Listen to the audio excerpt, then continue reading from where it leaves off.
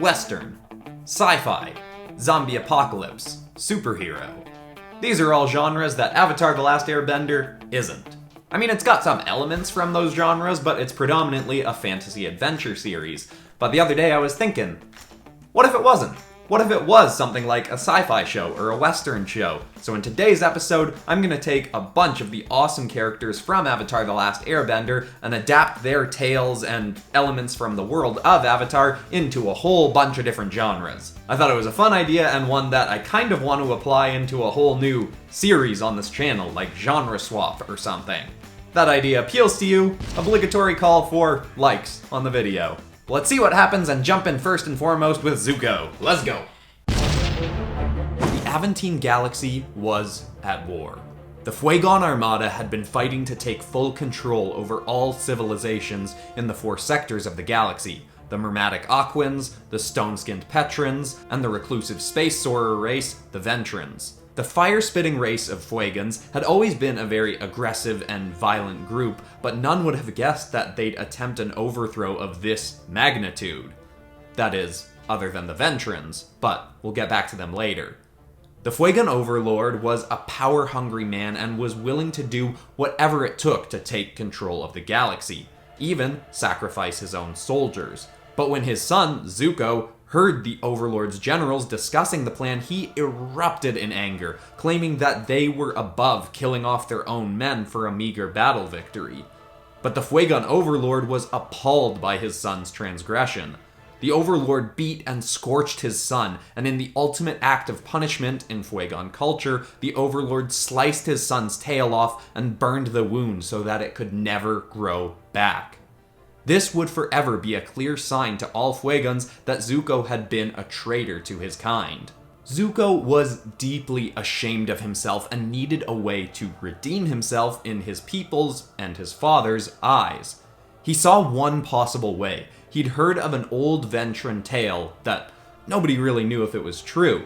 The Ventrans had prophesied that an uprising had been coming, but had also foreseen that a savior of their own race would rise up, unite all the sectors of the galaxy, and end the war, defeating the Fuegans. Again, nobody knew if it was true, as the Ventrans were a mysterious race to all outside of their ranks. But if it was true, Zuko could be a hero for finding and killing the prophesized Ventran rebel. Alongside his uncle, who still deeply cared for the scarred prince, Zuko set off across the galaxy in search of the Ventran hero, having no idea just how true the prophecy was and just how much this hero he searched for would change his life.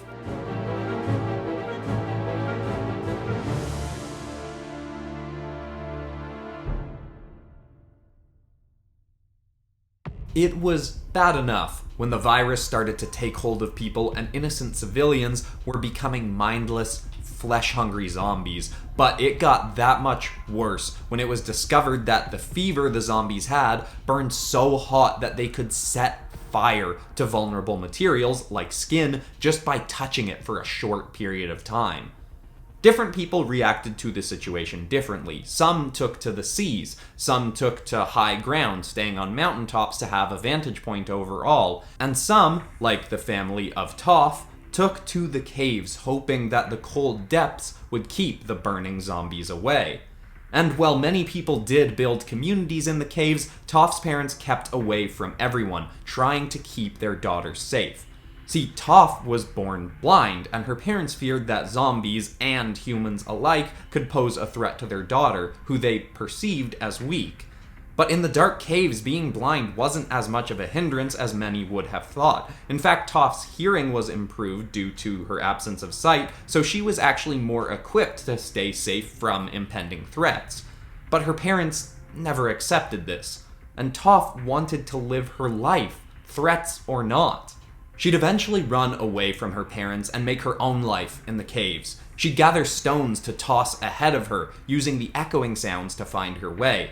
And on top of that, she'd develop quite a throwing arm, and when she heard zombies shambling down into the caves, she'd listen close and hurl the rocks, aiming at the deep breathing and grunting heads of the zombies. She'd develop incredible aim and become very adept at bashing in the heads of the fiery reanimated corpses.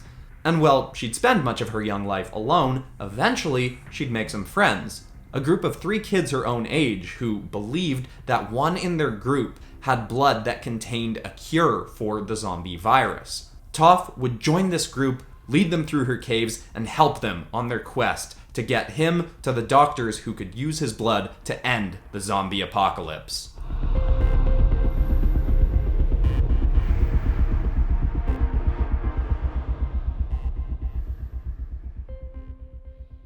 So I'm going to get back to the video in just a sec, but first I just want to say, I know there are lots of people right now that are trying to figure out how they can help make the Black Lives Matter movement more heard, and that's awesome. But I also know there are people that aren't in a position to be doing things like donating money. If you are in a position to donate money, then that's awesome. I'll link the Black Lives Matter donation page in the description below, as well as a Minnesota-specific nonprofit called the Black Visions Collective that's trying to make safer communities for Black people in Minnesota. But if you're not in a position to be donating money, then I at least want to encourage people to help keep conversations about racial inequality going. Because the more and more people that are talking about this, and the fact that there are huge problems with racial inequality towards Black people and police brutality towards Black people, the faster people in power and government officials are going to see that they have to do something about it and change laws to help protect Black people. Honestly, I've recorded this thing like 10 different times because I'm worried I'm going to say something ignorant or stupid, and I'm sorry if I have, but I also want people like me to see that that's part of having these conversations, knowing that there's a chance you're gonna say something wrong, and just actively listening and not being defensive when people who are affected by these issues correct you. So yeah, there's so many things you can be doing to help the Black Lives Matter movement, but in the very least, just try to keep the conversations going. I hope that rant was something positive, and now we can get back to storytelling and drawing and all that sort of fun stuff. Into an awkward transition. The town of High Moon had been a peaceful place. All the core professions were civil with one another. Well-keepers, miners, sheriff's constables, and gunslingers all lived in harmony. But everything changed when the sheriff and his men decided that they deserved more for keeping the peace, as they called it. And with the introduction of explosives and dynamite to the town, which the sheriff had kept for himself and his men, it became far too easy for them to oppose any who'd try to rise up against them. In their lust for more, they threw the town into chaos. Their harsh controls over the wells meant that water became scarce for civilians. They controlled everything that went in and out of the mines, taking rare gems as harsh taxes. The only people who had been able to fight back were the gunslingers, but gunslingers tend to work alone, and their lack of an organized rebellion meant that the sheriff's men made quick work of all these lone wolves. But little did they know that in a distant town, one of these slingers had built a small ranch as a home base, and there he'd had a son, Aang, who he'd been training to be a gunslinger. But Aang had been scared. He was just a boy and didn't want to hurt people, and also didn't care for the lone wolf lifestyle of a gunslinger. But when his father never came home, Aang would leave the ranch in search of what had happened to his dear old man. He'd search for years to no avail, but in his mid-teens, he'd finally get the information he needed and make his way to High Moon. There he'd see the tyrannical rule that the sheriff and his men had over the town, striking fear into all with their huge cache of explosives. And Aang would see that now he'd have to fight. But he wouldn't do it alone. He would work to unify the miners and the well-keepers to rebel together against the dictator who kept the town afraid and oppressed. And someday when it was all over, High Moon would cheer the praises of Aang, the last gunslinger.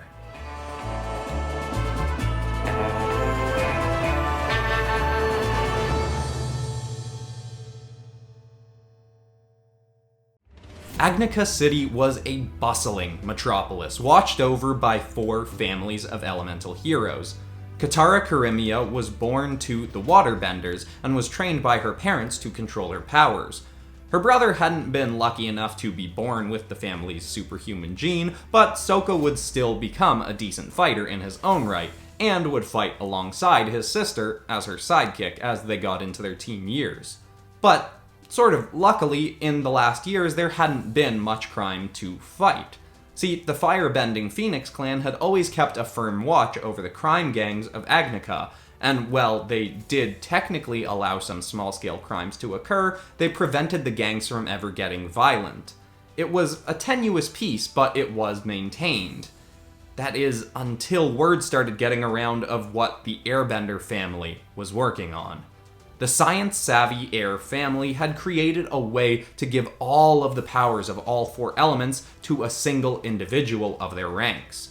When the Phoenix clan heard of this, they refused to accept that a family other than their own was going to gain such overwhelming power. Aligning with the crime gangs, the Phoenix clan attacked the Airbender compound and tried to steal their research, only to find out that they had already succeeded.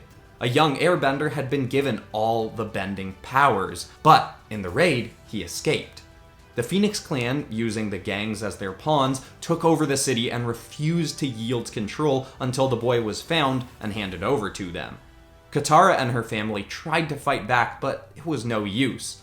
Months went by and the boy was not found. The Phoenix clan got far too comfortable controlling the city, and they became the cruelest of leaders, promoting the gang families to become a violent police force, ever searching for the young multi-bender experiment. Heroes outside the Phoenix clan were forbidden from donning their costumes or using their powers, but that didn't keep Katara and her brother from searching for the boy on their own. And after months, they finally found him, hidden away with a group of homeless people under a highway overpass. And now they thought with him found and his abilities at their disposal, they were finally saved. But there was a hiccup. Something they hadn't anticipated was that the boy may have had the ability to bend all elements, but he had no control over these powers because no one had trained him. So in secret, Katara would teach him water bending, meeting under the overpass every single day. And eventually she'd take him to find members of the other bending families who'd be willing to train him in their elements. It would be dangerous work, and every step of the way the Phoenix clan would be on their tail. But in time, Katara would redon her costume and fight alongside the boy in an uprising to reclaim the city and restore order to the heroic families of Agnica.